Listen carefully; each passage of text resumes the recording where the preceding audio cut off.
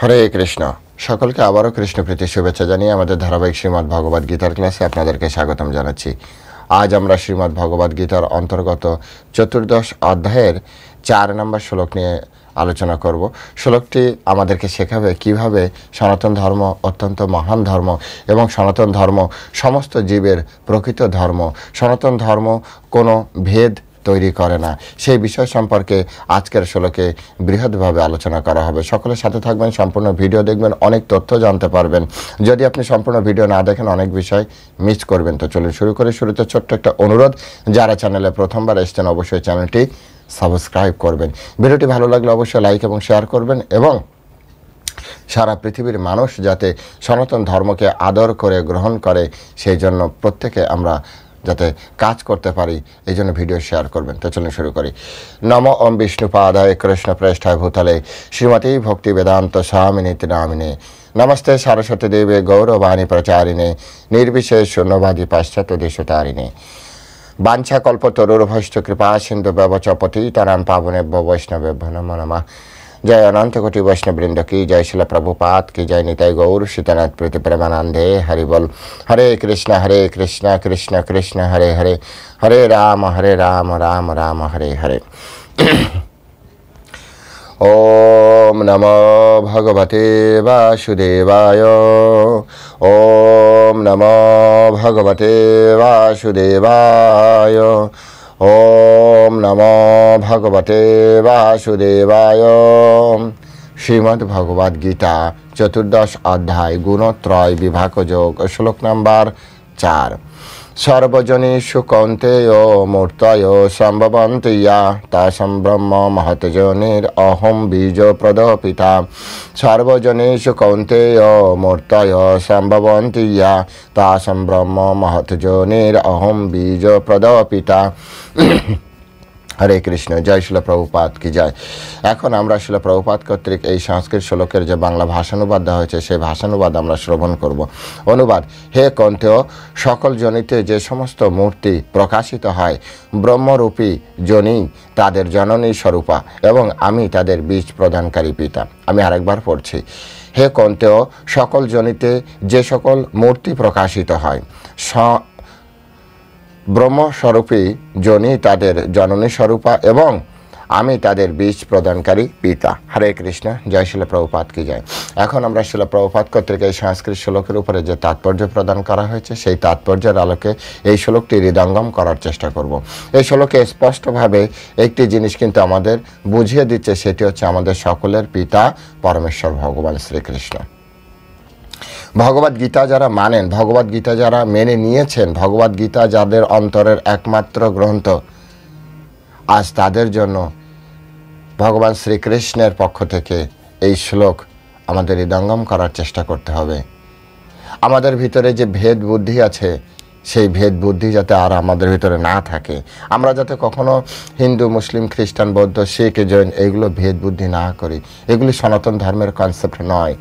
সনাতন মানে সনাতন, সনাতন মানে আত্মার ধর্ম, সনাতন মানে হচ্ছে জীবের ধর্ম, সনাতন মানে হচ্ছে প্রকৃত ধর্ম। সনাতন ধর্ম সকলকে গ্রহণ করেছে, সনাতন ধর্ম সকলকে আশ্রয় প্রদান করেছে। তাই ধর্মের নামে ভেদ এটি সনাতন ধর্মের কনসেপ্ট না। হ্যাঁ, এক্ষেত্রে একটি জিনিস না বললে অনেকে বিরোধিতা করবেন। অপরাধী সবসময় অপরাধী, অপরাধী আর সনাতনী এ দুটি ধর্ম আর অপরাধ এ দুটি এক জায়গায় করলে হবে না। যিনি ধর্মের আলোকে বা সমাজের আলোকে অপরাধ করছেন অবশ্যই তিনি অপরাধী, কিন্তু তাকে ধর্মের স্যাম্পল লাগানো এটি সনাতনীদের কাজ নয়। সনাতন সবথেকে উন্নত ধর্ম, সনাতন সবথেকে উদার ধর্ম, সনাতন সবার হৃদয়ের ধর্ম। এখানে পরমেশ্বর ভগবান শ্রীকৃষ্ণ কি বললেন? হে কন্তেয়, সকল জনিতে যে সমস্ত মূর্তি প্রকাশিত হয়, মূর্তি মানে শরীর, যত ধরনের মূর্তি প্রকাশিত হচ্ছে, বলছে ব্রহ্মরূপী জনি সেই সমস্ত মূর্তির জননী স্বরূপা। অর্থাৎ এই যে বৃহৎ ব্রহ্মাণ্ড প্রকৃতি সেটিকে বলা হচ্ছে জননী, অর্থাৎ সবাই প্রকৃতির সন্তান। আর প্রকৃতি হচ্ছে জননী স্বরূপা, তাহলে জননী স্বরূপা হলে একজন মা দরকার। বলছে অহম বীজ পিতা দরকার, সেই কারণে বলছেন অহম বীজ প্রদ পিতা, বীজ প্রদানকারী পিতা আমি। তাহলে মা নির্দিষ্ট, পিতা নির্দিষ্ট, তাহলে ভাইয়ে ভাইয়ে কি আর ভেদ হয়?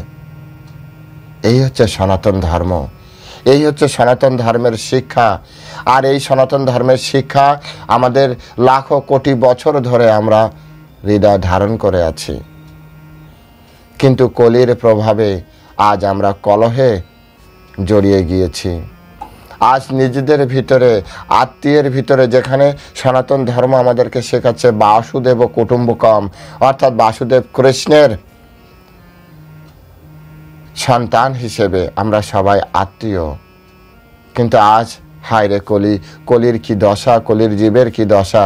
সেই কলির জীব আজ ভেদ ভাবে রত হয়েছে।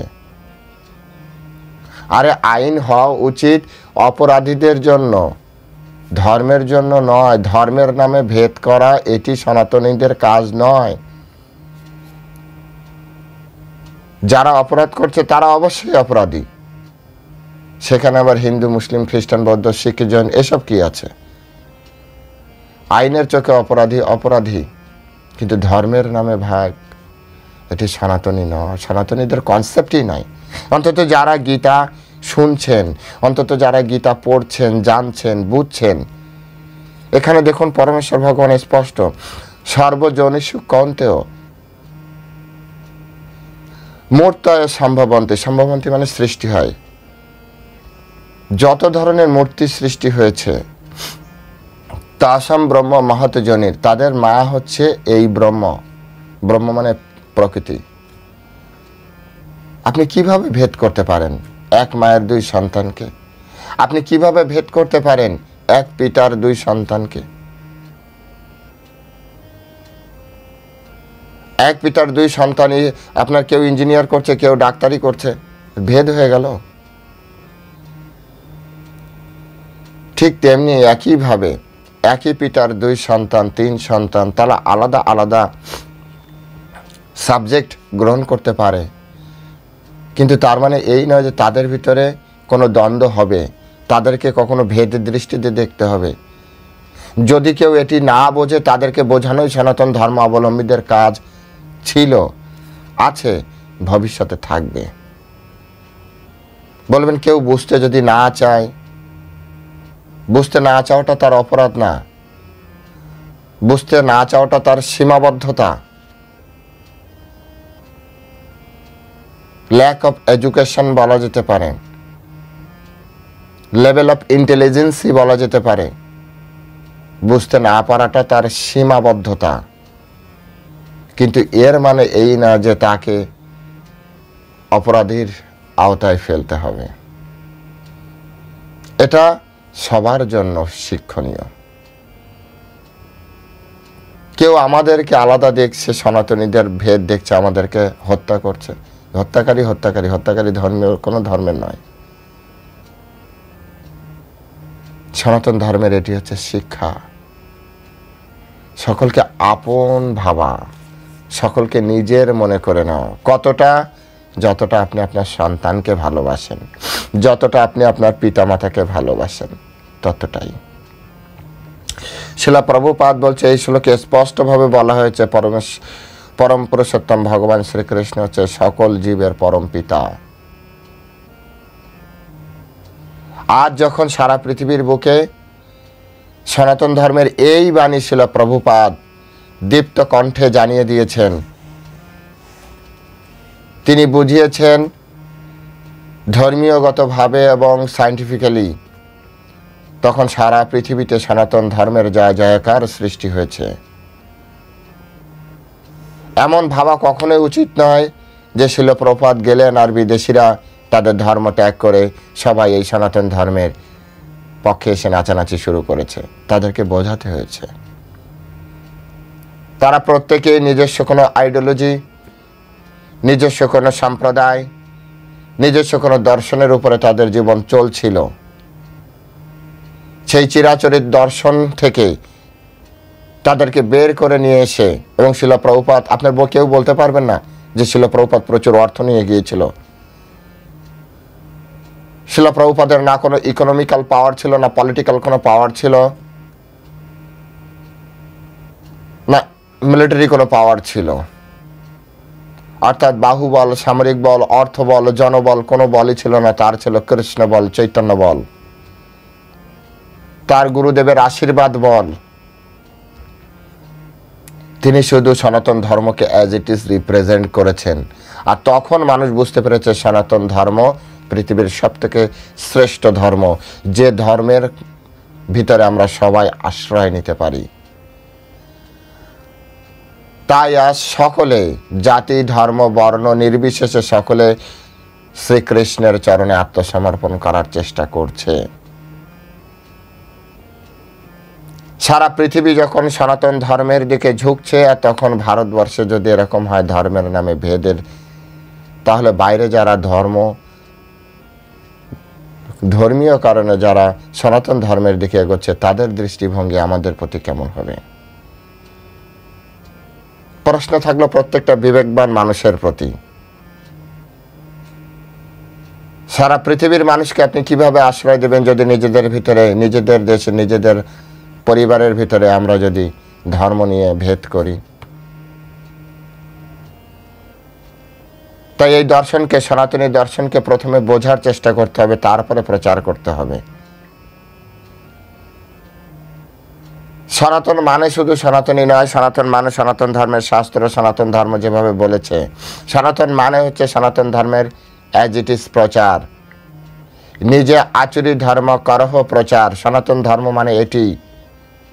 সনাতন ধর্ম মানে আমি হিন্দু, আমি মুসলিম, আমি এরকম নয়।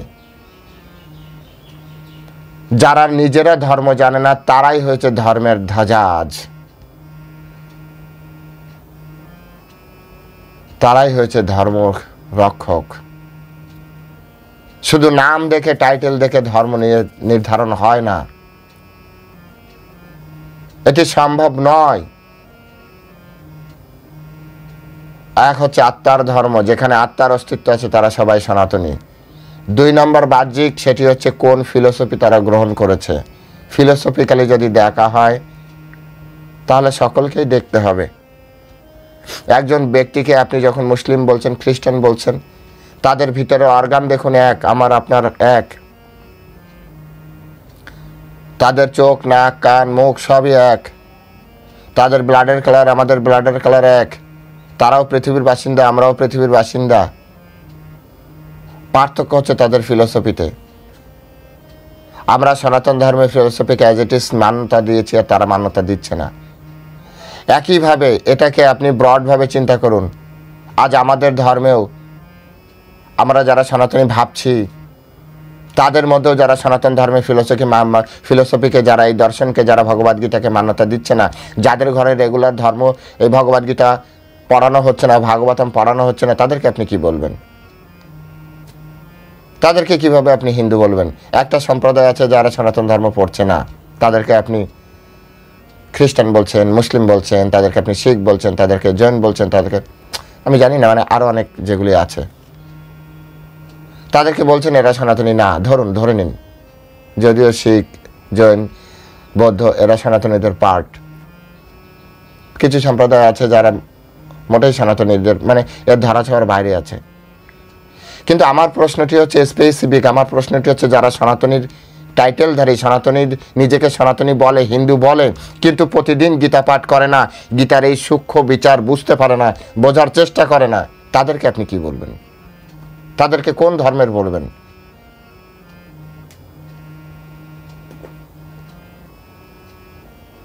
প্রত্যেক বিবেকবান মানুষের এই প্রশ্ন খুঁজতে হবে, উত্তর খুঁজতে হবে। লিখবেন কমেন্টসে। এই ভিডিও যাত্রা করবে অনেক দূর, অনেক ব্যক্তির চেতনাকে আঘাত করবে, অনেক ব্যক্তির চেতনাকে পরিবর্তন করবে, যে আমরা সেই ধর্মের, আমরা সেই পরমপিতার সন্তান যারা সকলকে আপন ভাবতে শিখেছি, শেখাচ্ছি। আমাদের হৃদয়ে কখনো সংকীর্ণতার কোনো জায়গা নেই।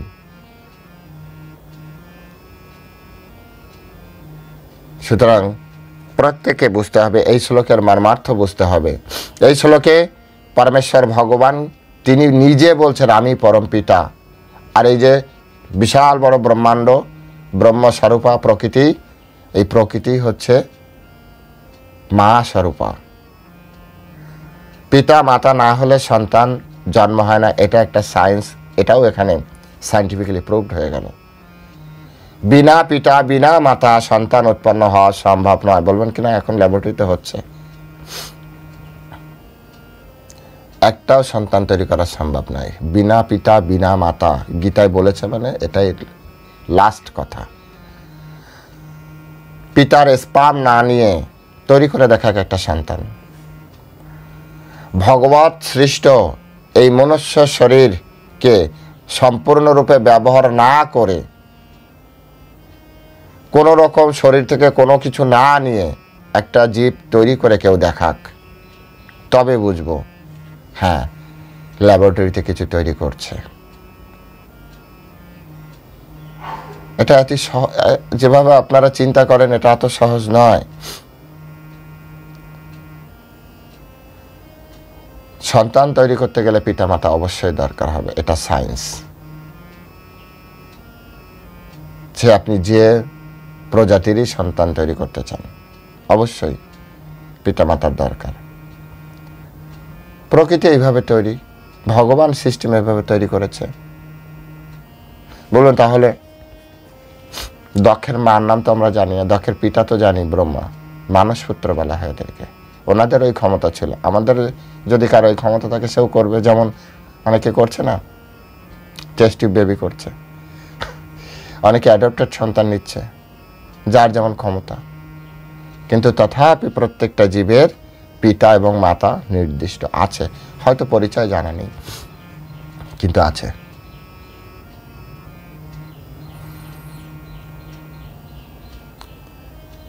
শিল প্রভুপাদ এখানে বলছে যে এই যে ব্রহ্মাণ্ডের যত জায়গা আছে সব জায়গায় জীব রয়েছে,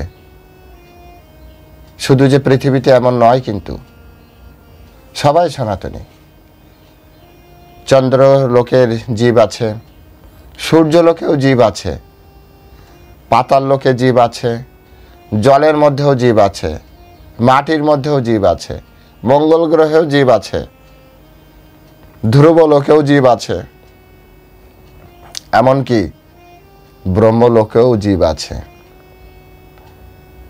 এমন কোনো জায়গা নেই যেখানে জীব নেই।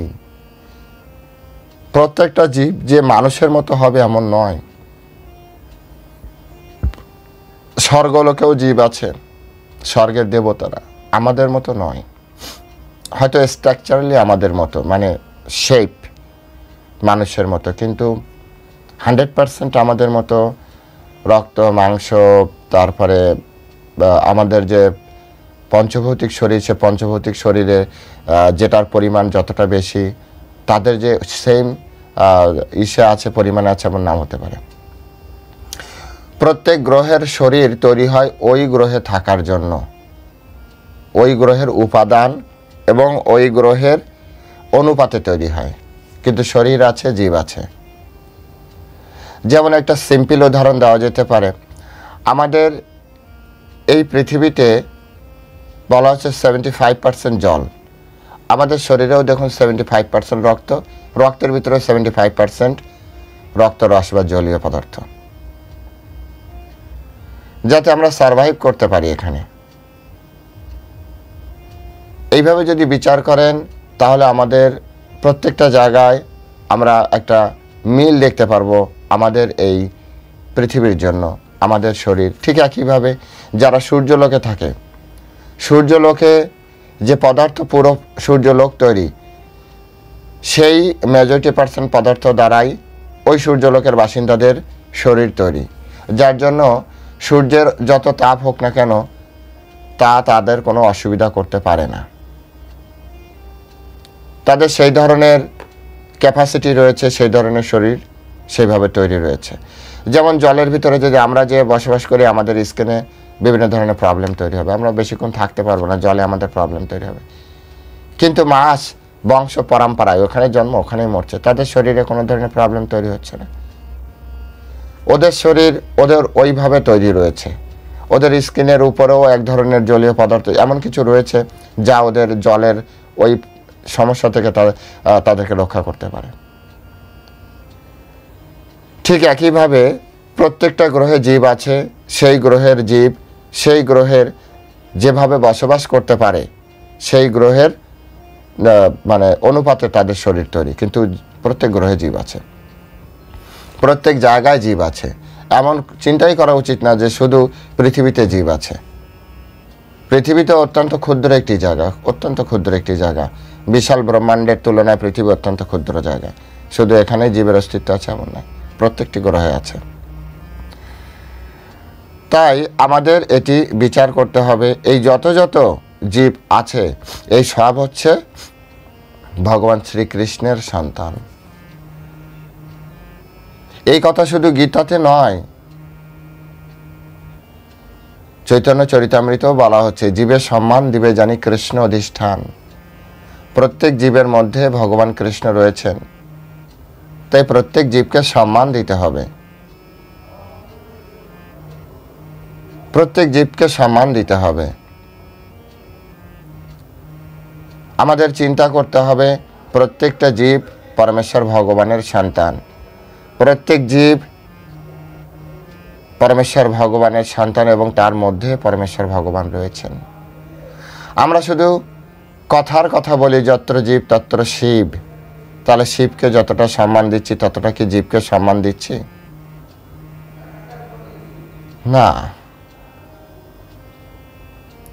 যদি সম্মান না দেই তাহলে আমরা কিসের সনাতনী, কিসের হিন্দু?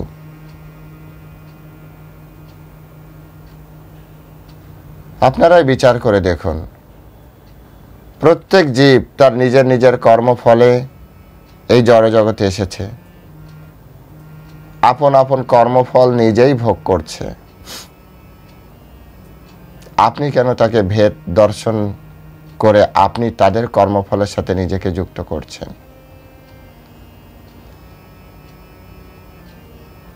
সনাতন ধর্মকে প্রকৃত অর্থে জানার চেষ্টা করুন প্লিজ। আসুন সকলে আমরা সনাতন ধর্মের প্রচার করি, সকলকে সনাতন ধর্মের এই উদার বাণী প্রত্যেকটা সম্প্রদায়কে, প্রত্যেকটা ব্যক্তিকে জানানোর চেষ্টা করি, যাতে আবার তারা এই গীতার আলোকে জীবনযাপন করে। সিধা মায়াপুরে এসে দেখুন, আসবেন আপনারা, যারা আসেননি, যারা এসেছেন তারা জানেন, যারা আসেননি তারা আসবেন। যারা বিভিন্ন দেশে না যেতে পারেন কমসে কম মায়াপুর বৃন্দাবনে আসবেন, এসে দেখবেন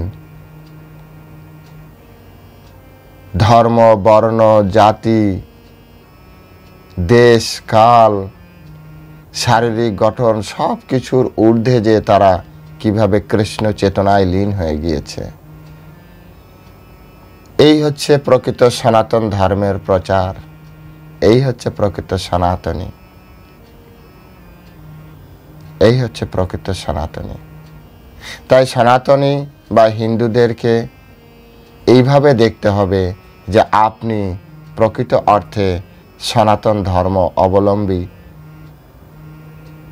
কি না, সেটি নির্ভর করবে আপনি যেমন দেখেন যে অন্য আরেকজন সনাতনী না, কারণ সেই ফিলোসফি মানে না, ঠিক একইভাবে আপনিও এই ফিলোসফি মানেন কি মানেন না সেটার উপরে আপনারও ধর্ম নির্ভর করছে।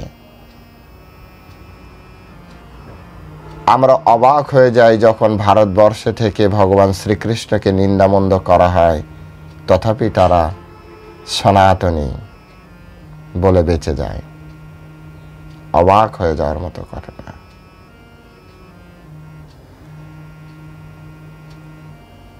শাস্ত্রকে অ্যাজ ইট ইজ মানুষের সামনে উপস্থাপন করাই হচ্ছে এই চ্যানেলের একমাত্র কাজ। শাস্ত্রকে অ্যাজ ইট ইজ যথাযথভাবে পয়েন্ট আউট করে মানুষের কাছে বোঝানো।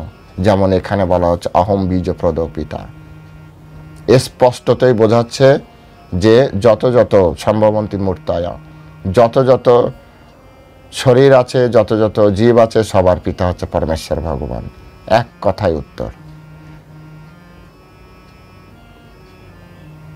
সবার পিতা পরমেশ্বর ভগবান। ভালো থাকবেন সকলে, যারা চ্যানেলে প্রথম এসছেন অবশ্যই চ্যানেলটি সাবস্ক্রাইব করবেন। ভিডিওটি যদি ভালো লাগে, যদি সনাতনী নিজেকে মনে করেন তবে তো ভালো লাগবে। যদি ভালো লাগে পৃথিবীর প্রত্যেকটা মানুষের কাছে এই ভিডিও পৌঁছে দিন, যাতে সকলে দেখে আর বোঝে সনাতন কাদেরকে বলে, হিন্দু কাদেরকে বলে। হরে কৃষ্ণ। জয় শিলা প্রভুপাদ কি জয়।